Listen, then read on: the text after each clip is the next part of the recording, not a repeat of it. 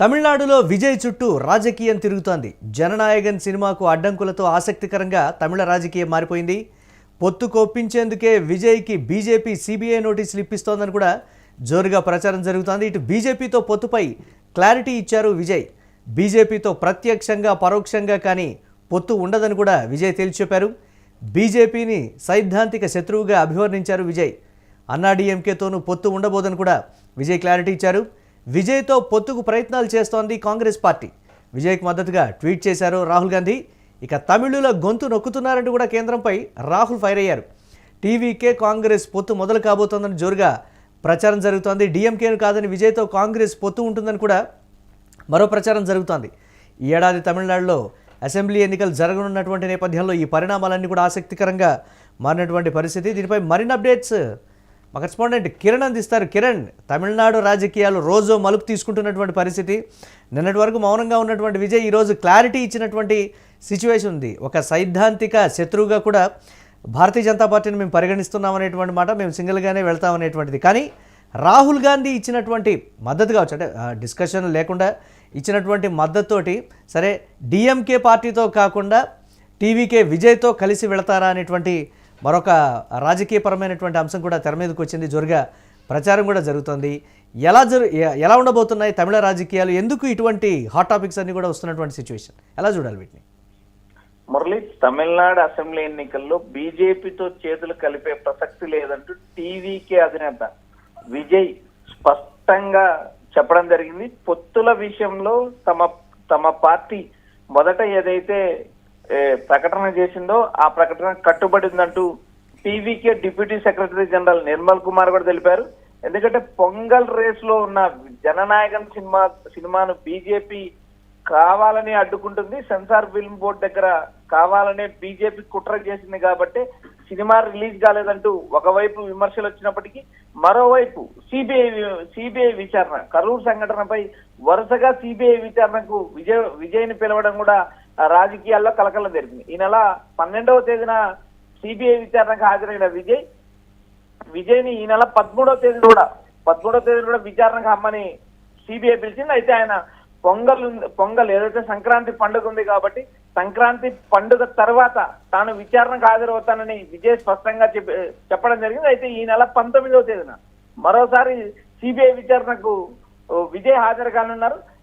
ఏదైతే తాము మొదట ఏదైతే సైద్ధాంతిక పొత్తులకు వ్యతిరేకంగా ఏదైతే బీజేపీకి వ్యతిరేకంగా ఉన్నామో, సైద్ధాంతిక శత్రువుగా బీజేపీని అభివర్ణించామో అదే ప్రకటన కట్టుబడి ఉంటాము. అదే సమయంలో ఏదైతే అన్నాడీఎంకేతో కూడా పొత్తు పెట్టుకునే ప్రసక్తి లేదంటూ విజయ్ చాలా క్లారిటీగా చెప్పారు.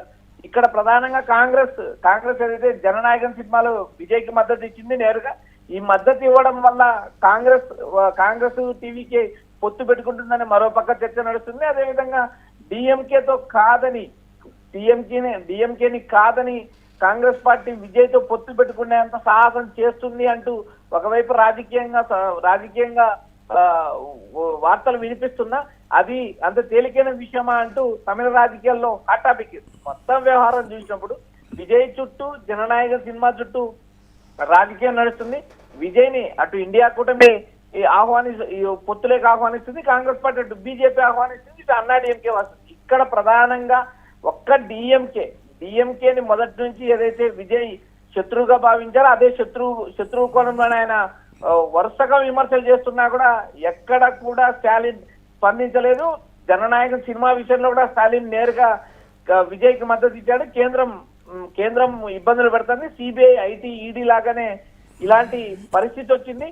సో ఐటీ సిబిఐ లాగానే సెంట్రల్ సెన్సార్ ఫిల్మ్ బోర్డు కూడా మారిందంటూ ఆయన విమర్శలు చేశారు. ప్రస్తుత వ్యవహారాన్ని మనం గమనించినప్పుడు అటు బీజేపీకి ఇటు ఇండియా కూటమికి రెండిటిగా దూరంగా ఉండి ఎన్నికల్లో పోటీ చేస్తారా, తాను మొదటి నుంచి అనుకున్న ప్రకారం ఒంటరిగానే పోటీ చేసి తమిళ రాజకీయాల్లో మరో చరిత్ర సృష్టిస్తారా అనేది కూడా ఇప్పటికిప్పుడే చెప్పలేని పరిస్థితి మురళి. అంటే బీజేపీని విభేదిస్తూ ఉండడంతో కాంగ్రెస్ వైపే ఆయన మొగ్గు చూపబోతున్నారు, కాంగ్రెస్తోనే కలిసి నడుస్తారనేటువంటి మాట. దీనికి సంబంధించి కూడా డిఎంకేను కాదని టీవీకేతోనే కాంగ్రెస్ పార్టీ నడిచేటువంటి అవకాశం ఉంటుందనేటువంటి మాట. మంత్రి పదవుల విషయంలో కావచ్చు, ఇతరత్ర విషయాల్లో కావచ్చు కొన్ని డిస్కషన్స్ కూడా ఆల్రెడీ పార్టీకి సంబంధించినటువంటి, అంటే టీవీకి పార్టీకి సంబంధించినటువంటి కీలక నేతలు మాట్లాడుకున్నారు అనేటువంటి అంశం కూడా తెర మీదకి వస్తుంది కదా కిరణ్. దీన్ని ఏ విధంగా చూడొచ్చు అంటారు? అంటే రాజకీయాల్లో ఇది జరగదు, ఇది జరుగుతుందని చెప్పడానికి కూడా లేదనేటువంటిది ఉంటుంది కదా. డెఫినెట్గా మాత్రం ఇదే జరగబోతుందని కూడా తమిళ రాజకీయాలు కూడా కూస్తున్నటువంటి పరిస్థితి ఉంది. దీన్ని ఎలా చూడాలంటారు? మురళి, తమిళ రాజకీయాల్లో జాతీయ పార్టీల ప్రభావం శూన్యం. ఎందుకంటే జాతీయ పార్టీల పరిస్థితి అగమ్య గోచరంగా తమిళ రాజకీయాల్లో ఉంది. కేవలం కాంగ్రెస్ పార్టీ పొత్తు నమ్ముకొని విజయ్ ఎన్నికలకు వెళితే విజయ్కి ఆశించిన స్థాయిలో ఫలితాలు వస్తాయి అనుకోవడం కూడా అది ఊహాజనితం. ఎందుకంటే ఇప్పుడు ప్రధానంగా కాంగ్రెస్, బీజేపీ నామమాత్ర పార్టీలు. బీజేపీ గత ఎన్నికల్లో కేవలం 4 సీట్లే గెలిచింది. కాంగ్రెస్ పార్టీ పొత్తులో ఉండడం వల్ల డిఎంకే మద్దతుతో 17 సీట్లు గెలవడం జరిగింది. అయితే ఇప్పుడు ప్రధానంగా కాంగ్రెస్ ఆయా రాష్ట్రాల్లో ఎక్కువ ఊహించుకోవడం, బోర్లపడడం గత కొన్ని ఏళ్ల నుంచి మనం రాజకీయాల్లో చూస్తున్నాం. ఏదైతే మోడీ అధికారంలోకి వచ్చిన తర్వాత రోజు రోజుకు కాంగ్రెస్ హవా తగ్గిపోతుంది. అధికారం ఉన్న రాష్ట్రాలు 2014 తర్వాత అధికారంలో ఉన్న ఏ రాష్ట్రం కూడా రెండోసారి గెలిచిన పరిస్థితి కాంగ్రెస్ చరిత్రలో లేదు. ఎందుకంటే ఒకసారి గెలిచిన పార్టీ ఫర్ ఎగ్జాంపుల్ ఏదైతే అస్సాం కావచ్చు, తర్వాత గోవా, ఏదైతే మధ్యప్రదేశ్ కావచ్చు, రాజస్థాన్ కావచ్చు, ఇటు హర్యానా కావచ్చు, ఇలా వరుస రాష్ట్రాల్లో వారు ఓడిపోవడం, ఆశించిన స్థాయిలో కాంగ్రెస్ పార్టీకి ఆశించిన స్థాయిలో కాంగ్రెస్ పార్టీ నుంచి కూడా నాయకులు దూరం కావడం, ఇలాంటి నేపథ్యంలో విజయ్తో పొత్తు పెట్టుకొని కాంగ్రెస్ పార్టీ విజయ తీరాలకు చేరే అవకాశం దాదాపు 100% ఉండదు.